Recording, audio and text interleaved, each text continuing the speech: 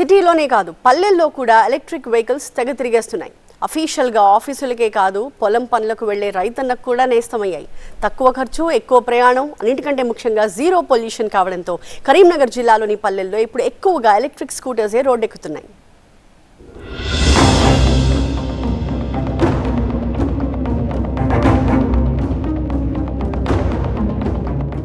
చూస్తున్నారుగా, ఇలాంటి సమస్య అసలే లేదంటున్నారు ఈవీ వెహికల్ ఓనర్స్.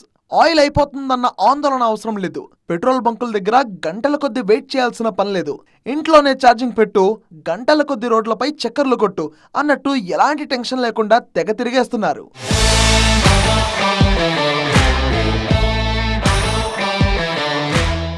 తెలంగాణ వ్యాప్తంగా కరీంనగర్ జిల్లాలోనే ఎక్కువ ఎలక్ట్రికల్ వాహనాల కొనుగోళ్లు జరుగుతున్నాయి.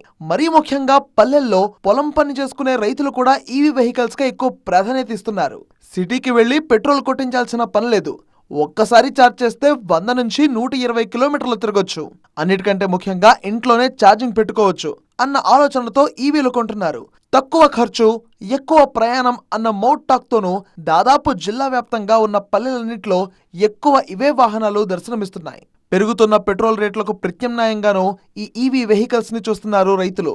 నెలకు పెట్రోల్ కు పెట్టే ఖర్చులో పావుల వంతు కూడా కరెంటు బిల్లు రావట్లేదని చెప్తున్నారు. పెట్రోల్ కంటే అయితే చాలా బెటర్.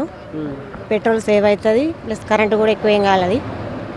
పెట్రోల్ కంటే మాత్రం ఛార్జింగ్ బండి చాలా బెటర్. ఒకే ఇంట్లో 2-3 ఈవీ వెహికల్స్ ఉంటున్నాయి.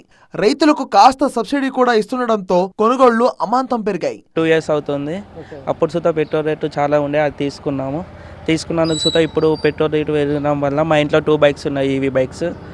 2 బైక్స్కి ఇప్పుడు డైలీ మాకు 200 దాకా ప్లస్ అవుతుంది. పెట్రోల్ డీజిల్ పెరగడం వల్ల మాకు పర్సనల్గా సుతా చాలా యూజ్ అవుతుంది. మా విలేజ్లో 60 నుంచి 70 ప్లస్ ఈవీ బైక్సే ఉన్నాయి. డైలీ పెరుగుతున్నాయి. 2-3 బైక్స్ నిన్న వచ్చాయి మళ్ళీ కొత్తగా. చాలా మంది ఇవే వాడుతున్నారు, రైతులు సుతా ఇవే వాడుతున్నారు.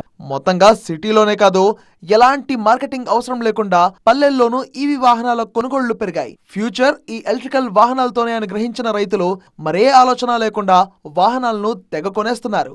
సిటీకి వెళ్లి పెట్రోల్ కొట్టించుకొని రావాల్సిన అవసరం లేకపోవడం, ఒక్క ఛార్జ్ చేస్తే చాలు 4-5 రోజులు ఎలాంటి ఇబ్బంది లేకుండా ప్రయాణం సాగడం వల్ల కూడా ఈవీలకే ఎక్కువ ప్రయారిటీ ఇస్తున్నారు.